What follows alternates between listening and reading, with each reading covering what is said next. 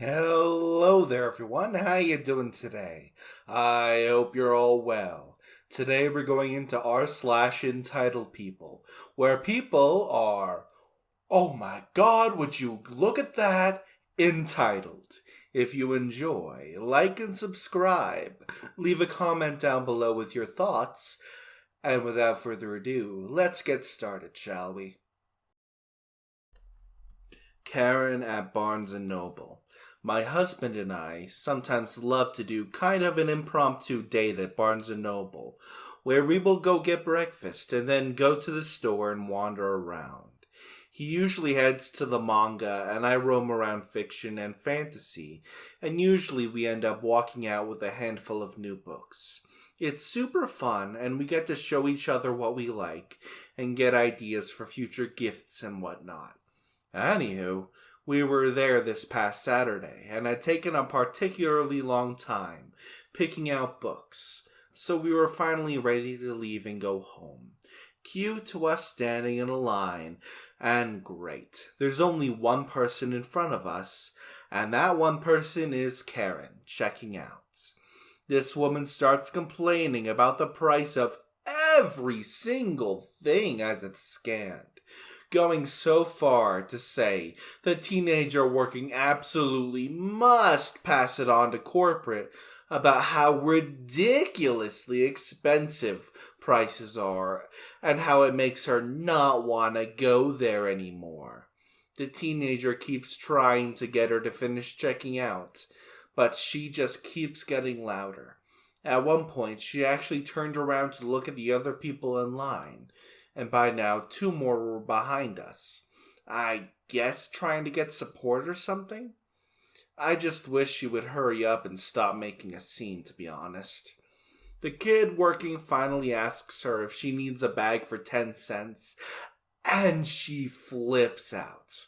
Note, in our state, they made it mandatory for stores to start charging for plastic bags and will ban them permanently in the next couple years. So this shouldn't be a surprise to her at this point, since it's been in effect for 3 months.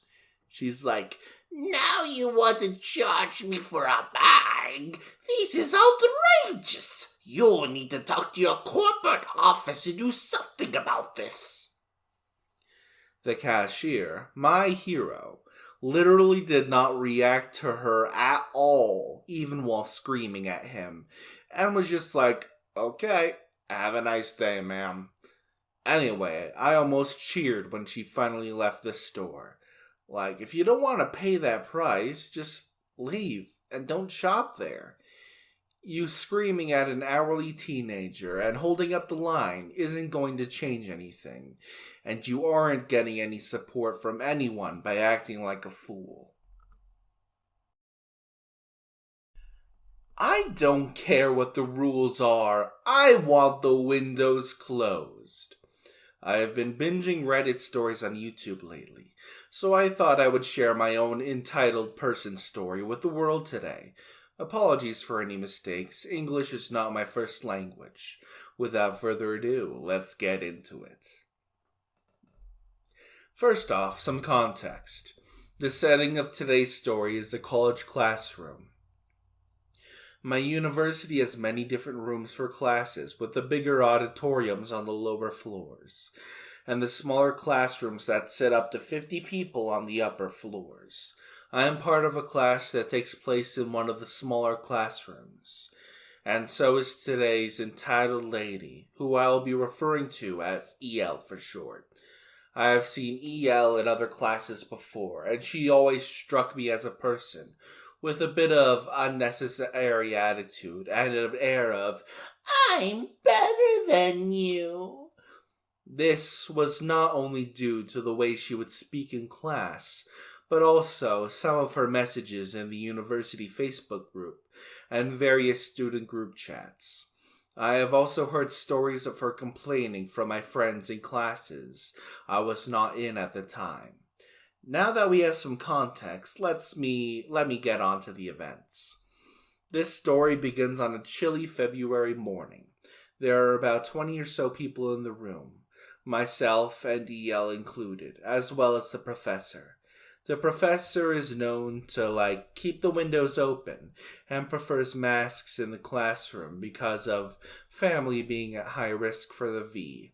She actually used to not even allow you to take a sip of water in class, as taking a mask off for even a second was risky.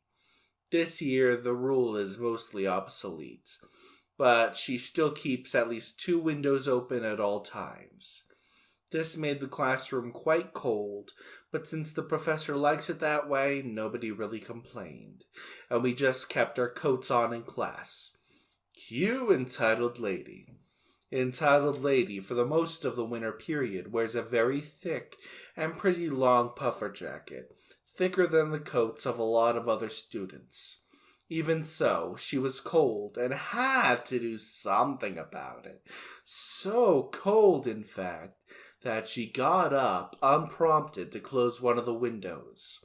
The professor asked her not to, as she needs the room well ventilated and the law requires it as well.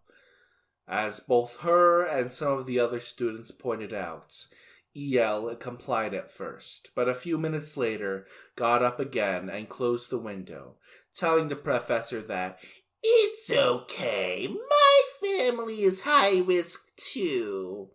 She claimed that her coat is expensive and very thick, but I'm still cold, and tried to close the window.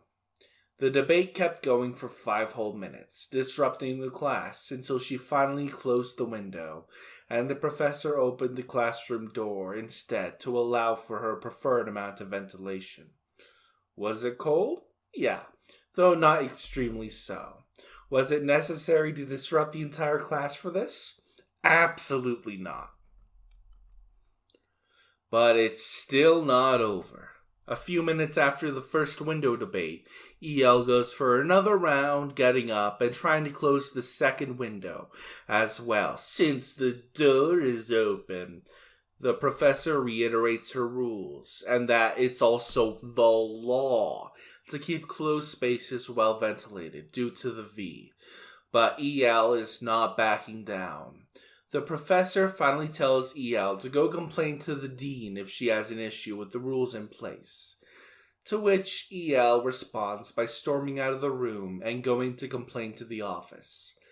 This whole window debate has taken up over 15 minutes of class time at this point, and we are all tired.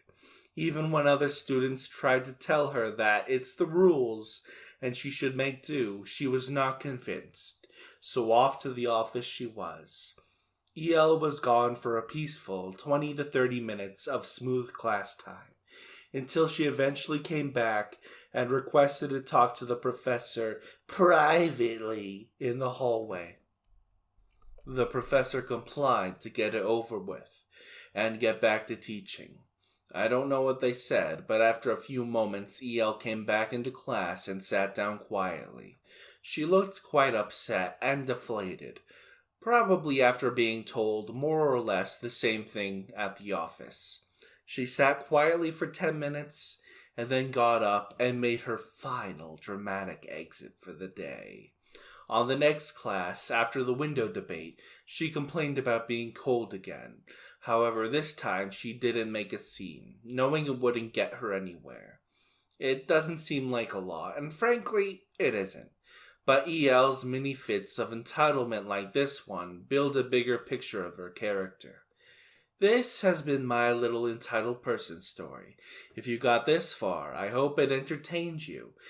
Don't be like EL. Rules usually exist for a reason. For our last story we've got, entitled Popular Girl Almost Got My Friend Expelled. I often say the most evil person I've ever met was a 9-year-old girl. This is the story of what earned her that title. This happened 12 years ago. I was 8 at the time, so some of the other details are a bit hazy.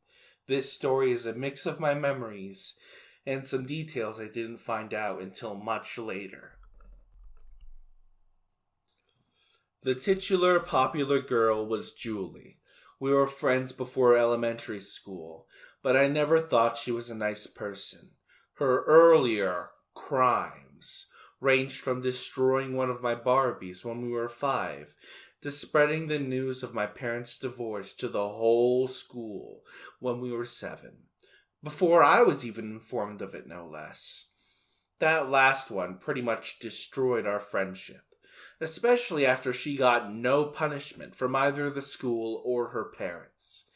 It was also the event that made me realize that complaining about her to the teachers or the principal was utterly useless. I wasn't the only girl she treated that way. Unfortunately, Julie's family was rich, so the school allowed her to get away with anything she did. And if we so much as said anything remotely negative about her, a teacher was likely to scold us for hurting her feelings. Which brings us to 2nd grade. I befriended Emma, a new student early in the school year. Emma came from a family of Italian immigrants and moved to my country when she was 6. She knew my language but spoke with a really strong accent and had trouble with some words.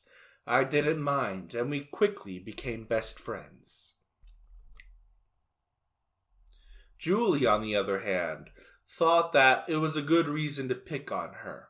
From my previous experience, I knew Julie was a manipulative bully, so I warned Emma, and she kept her distance. Another classmate I was friends with was Lola. She had a disability. I was too young to understand what it was, and I'm not sure to this day. For a while, I thought it was Down syndrome, but quickly understood that wasn't the case.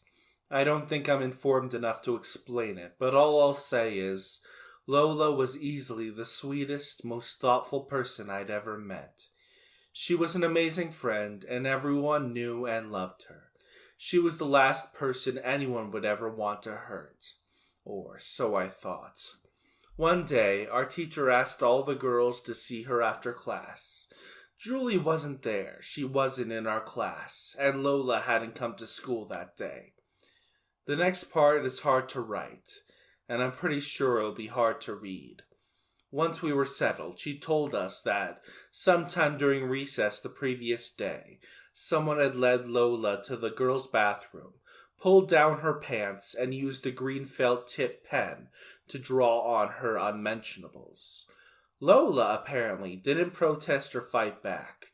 Her mother didn't find out until later that day, when she helped her undress to take a shower.